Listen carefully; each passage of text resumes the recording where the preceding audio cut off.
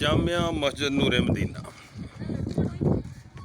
87 گاہ پہ گگیرا برانچ بابی دی دیر متصل ڈچکوٹ.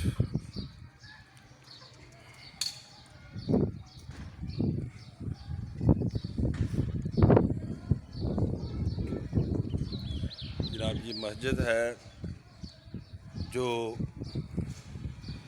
پاکستان کے ایک لیجنڈ شاعر، ایک قادر الکلام شاعر جناب نور محمد نور کپورتھلوی کی یاد میں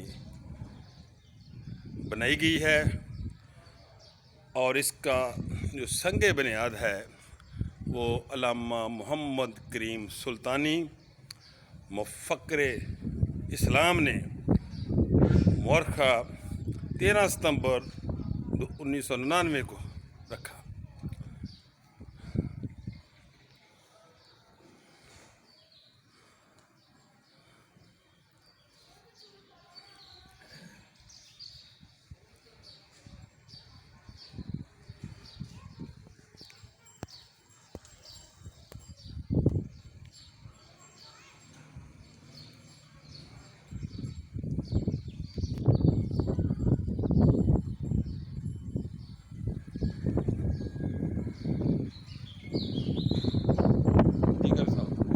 یہ جی یہاں پہ قاری صاحب ہیں، امامت کے خطابت کے فرائض سر انجام دے رہے ہیں جامعہ مسجد نور مدینہ میں.